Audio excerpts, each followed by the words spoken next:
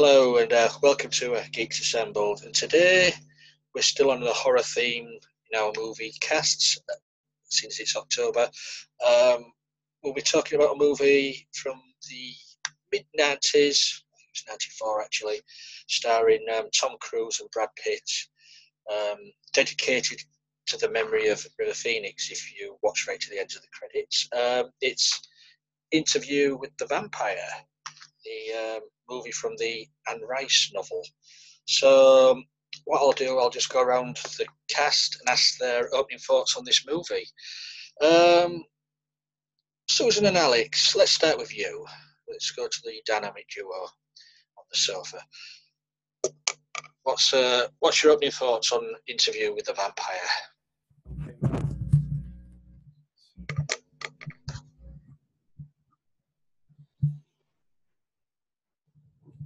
All right. I've enjoyed this book series for the past 20, 30 years, I guess. I loved when I first read. The first one that I read was Vampire Lestat, and then I read Interview with the Vampire immediately after it. Loved it very much.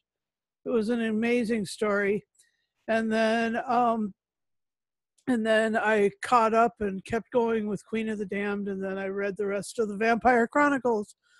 This is an amazing rendition. It's got the director has taken enormous liberties with the book material, but it's fun and it's really, really pretty and it's really romantic. It's sensual, not gory. It's emotional, not jumpy and you know and it's not a story that is devoid of charisma. I mean, it's beautiful and it's really well written. I really love the way she writes. And I really love the soundtrack and everything. They incorporated good Zydeco music and Cajun and the old classical songs. I mean, it was like the piano playing and the violin playing were gorgeous. I mean, it's a lovely piece of film, and I really enjoy it. So yeah, excellent work. And here's Alex. Yeah, I'm not really a fan of Brad Pitt or Tom Cruise. I'm a fan of Kristen Dunst. I like Banderas in small doses. It was an okay movie. I know I worked in a bookstore in the 90s, and Anne Rice, just like John Grisham, was the big topic of conversation. I don't know if she influenced the vampire lore. I probably did. I don't know if that's good or bad. But I know the books are long. I'd rather be watching it on TV, and I like other shows like Buffy and Moonlight and other types of things. There was some scenes that I like. Like I said, this was Kristen Dunst as she started, and now I guess she's more independent now after all these years. As this is the 2017, and she's not really in a lot of commercial movies anymore. She was in the early 90s and 2000s. But yeah, I mean, I guess it's a fun movie, especially if you don't want to get too deep in the books. And the books are kind of heavy and melancholy and all that. So there were some things that I liked, some things that I didn't. It was kind of funny that Christian Slater was there as well, right after Heathers, or a couple of movies after Heathers. And he does talk a little bit like Jack Nicholson. As a matter of fact, that's an old joke because of his style. But yeah, I mean, it's not a bad movie. I mean, they had to cut the source material down a little bit, and there was blood in it. And I'm sure they probably could have added some more stuff, but then again, they already had Kristen Dunst trying to pretend that she's 40 or 50. So I'm sure that they were probably worried about this coming across too heavy-handed. Yeah, I mean it's all right. I'm not a big fan of Anne Rice, so. How very dare you, Alex? I agree. I think this movie did influence the 60 vampires, shall we say, from the Twilight saga. Let's go over to Stephen. What did he think of Interview with the Vampire? Well, I seen this when it first came out in the cinema. And I just rewatched it today, and I forgot how long it is. 1 hour 57 minutes. And I forgot that, and I forgot. I can't pronounce his name. Anton. What's his name? Antonio Banderas. Yeah, that's it. Yeah. Yeah, just call him AB for short. Yeah, I forgot he was in it. It's one of my best films of Tom Cruise. I really enjoyed. And there's more later I can say about the movie. Thanks for that, Stephen. Let's go over to Craig. And what did he think of this stylish movie, shall we say? I think this film is a really beautifully written film. I also like the music, and I like the set design as well. I didn't know about the book series, so that was really quite interesting to know that, because I'd seen Queen of the Damned as well. So I liked how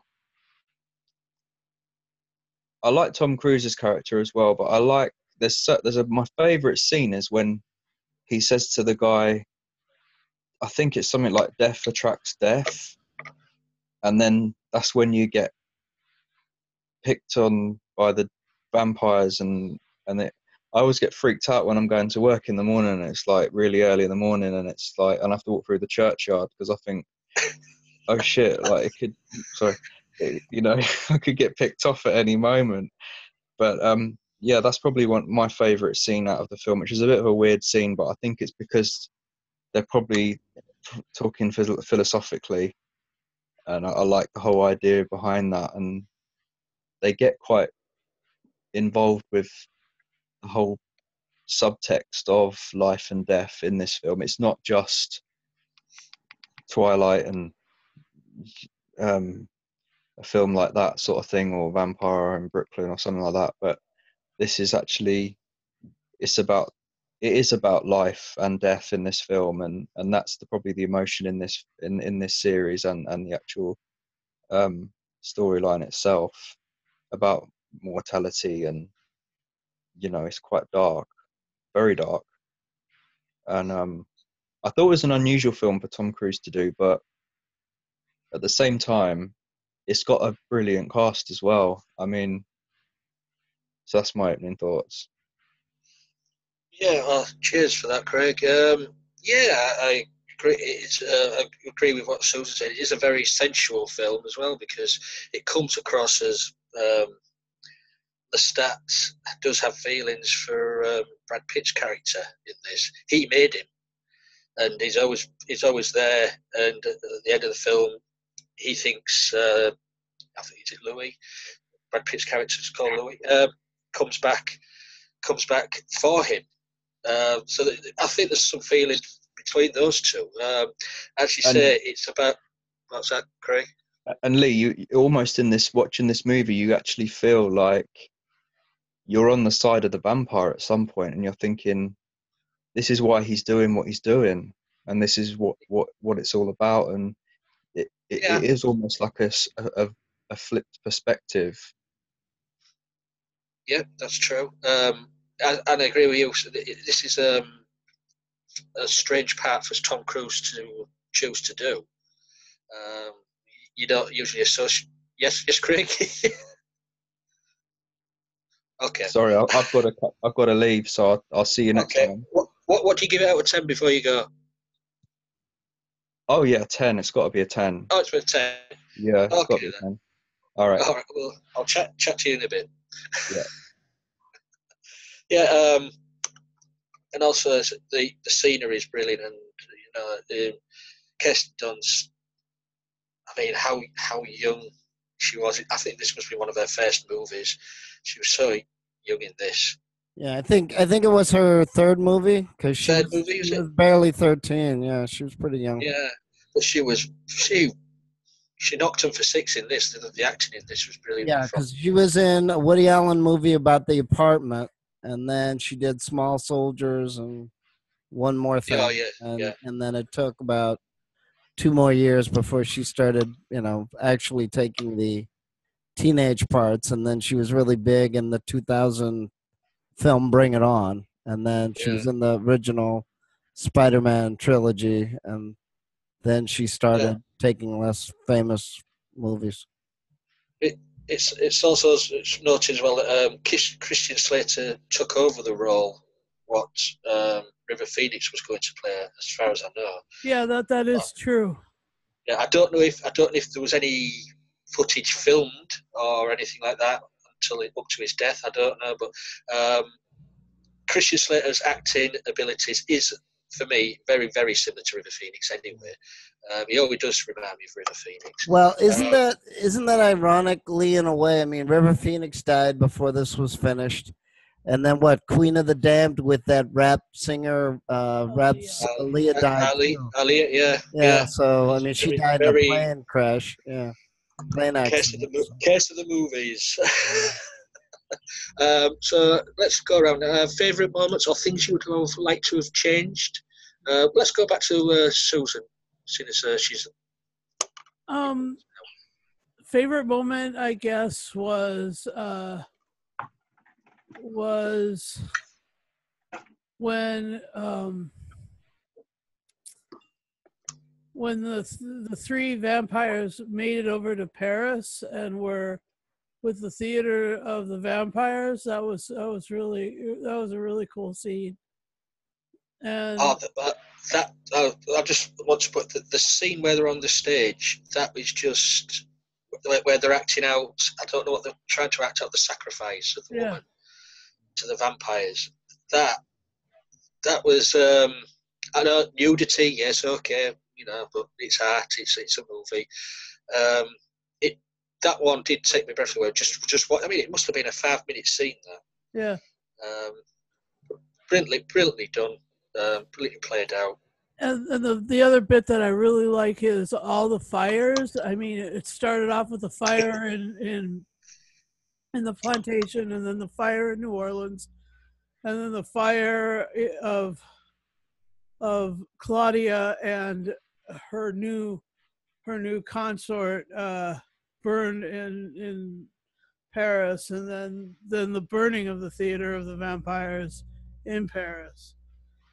So I mean, it was a lot of there was a lot more fire than blood in this. Actually, it was cool.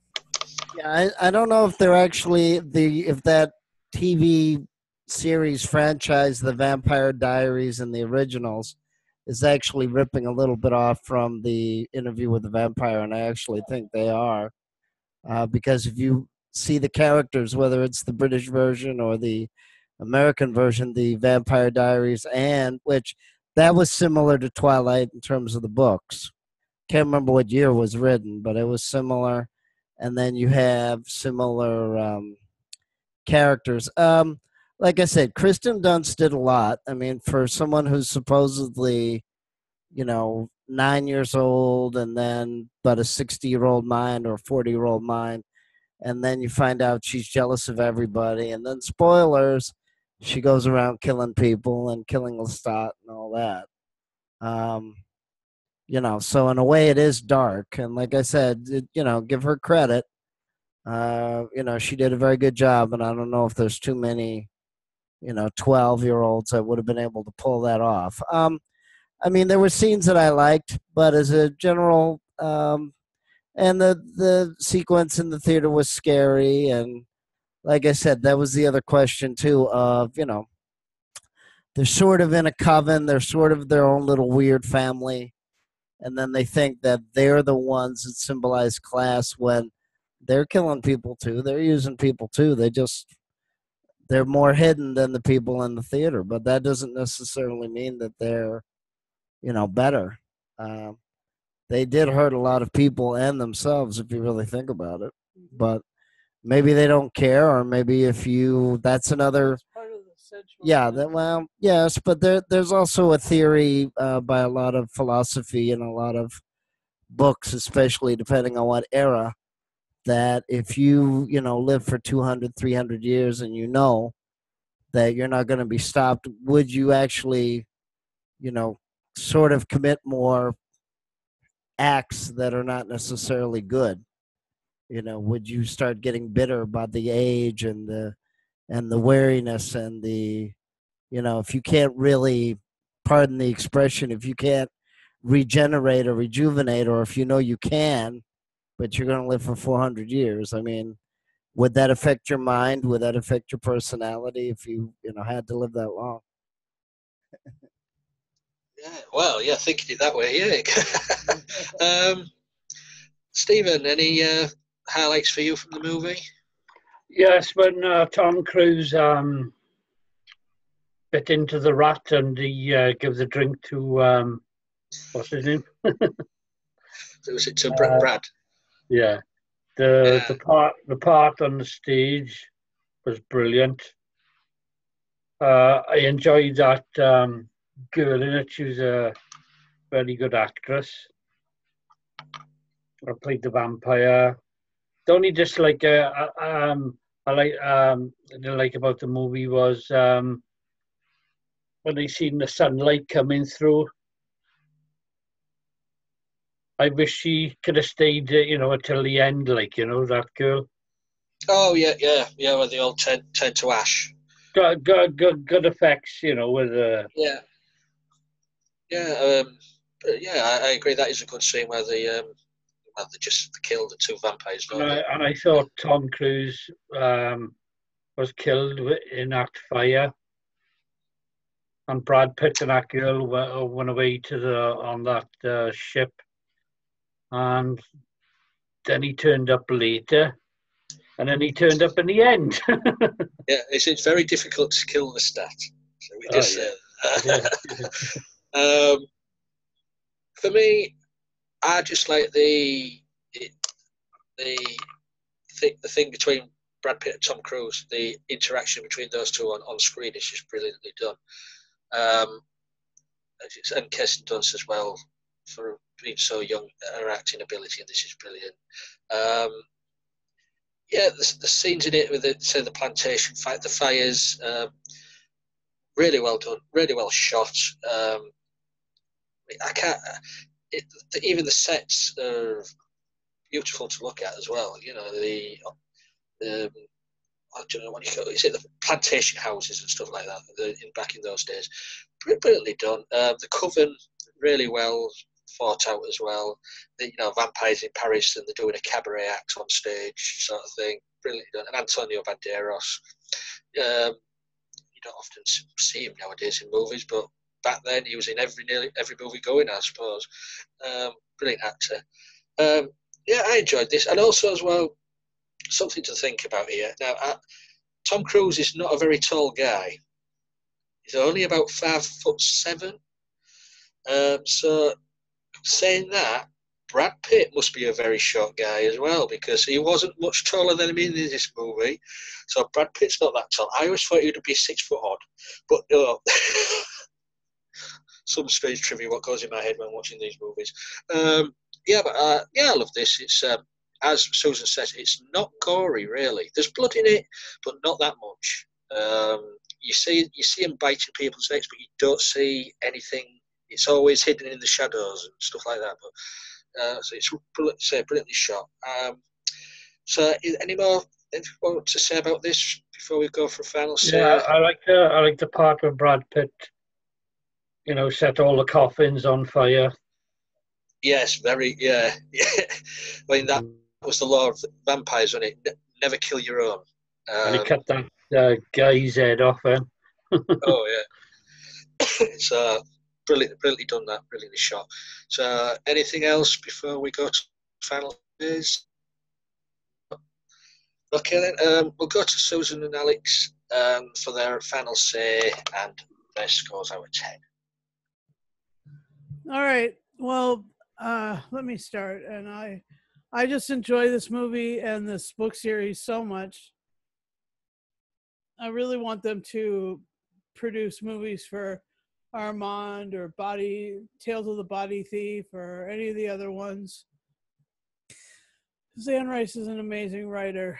And anyway,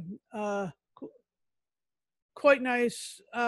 Good to watch it again. I have it on VHS, but I haven't found it in yet, so I can't really show off my VHS copy. But anyway, there you go, Lee. Thank you very much. It's very good, nice, yeah. And so I'll give it a 10. Well, I know that they're still debating if they're going to do any versions. Unfortunately, nowadays it seems like it takes 5 studios to produce a film, and everything has to make 200 million, if not a billion. So I really don't know if they're going to do it. I don't know if Anne Rice was really happy with the 2 versions anyway.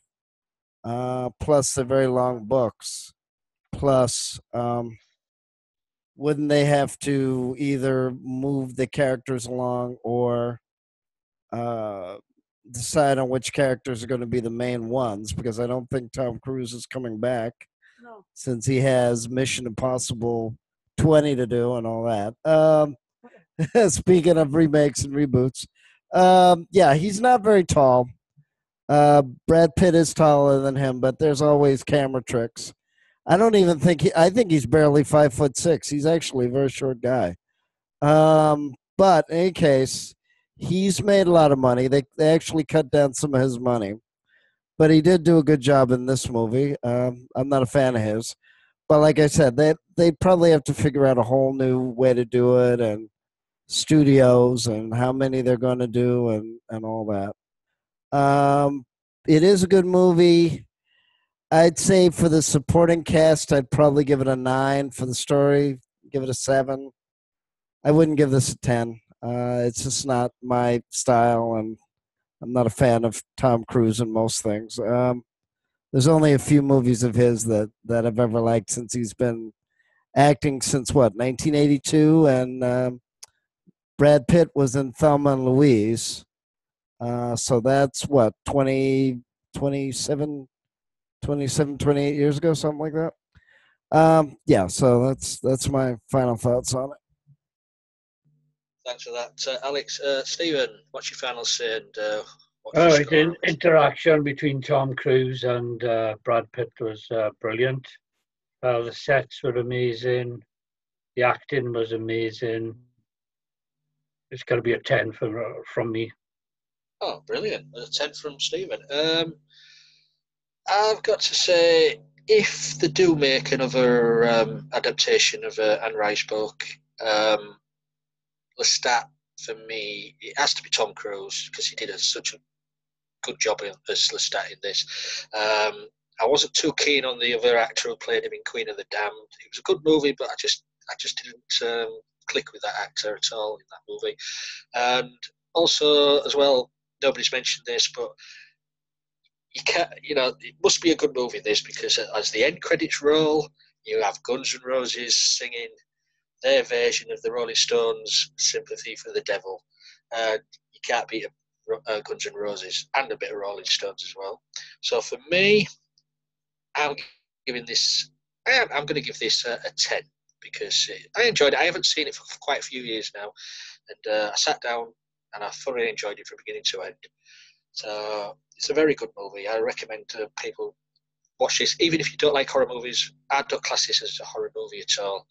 It's as Susan said before, and I've said before, it's a sort of a love story through the ages. And it's got it's got a beauty and a sweeping sensuality to it that isn't quite the same thing as a horror story. It's more gothic and romantic than Yeah, it is. It's And stylishly done. and as even as much as Dracula has been performed and portrayed as a very romantic figure, Lestat and Louis and Claudia and Armand and Santino and all of the others. Stephen Ray played a vampire called Stantino, and they were amazing. I mean, absolutely, delightful. And their stories go on in further books, but it's just really, it was a cast of greats. I mean, an amazing cast, full of great actors and actresses. It was really a treat. Oh, I'm glad you enjoyed it, Susan. I mean, as I said, I enjoyed it. It must be 8 years since the last time I saw this, so it was nice to dust it down and give it a rewatch. This is why I like doing the Geeks cast, because the movies what usually win the polls. We never know what's going to win, and we're quite happy to review what wins, and we seem to enjoy what wins. So as long as it's not Howard the Duck, but that hasn't been in a cast yet. There is a part. There is a part that made me laugh in the movie was where Christian Slater said to him, "Is Count Dracula and all this real?" Oh yeah. What was it? An old Irishman's fantasies running wild. Yeah. But on that note, I would just like to say thank you guys for joining me on here, because without you doing this channel would be pointless. You know what I mean? I count you as all as friends on here, and we do have a good time when we get together and talk movies and TV shows. Please, you out there, give us a like, give us a thumbs down. Please leave a comment below. What did you think of Tom Cruise's performance as a vampire? What did you think of Brad Pitt's long hair? It's I wish I had hair like that. But yeah, Susan the same. But please leave a comment below. Let us know what you think, because we like to read comments. We're also on Twitter at Geeks Assembled. Find us there. We've got our own Tumblr as well, and we're on Facebook. We've got a public Facebook group you can join on there. And finally, if you want to be part of these casts on what we do every week, get in touch with us. Leave a message. All we ask is that you be 18 plus, because sometimes the chat can get a little bit heated, and off air and on air, and 18 plus we'd like you to be, no lower than that. But there's no age limit, no restrictions on anything else. So thank you all for watching, and until next time, I bid you farewell.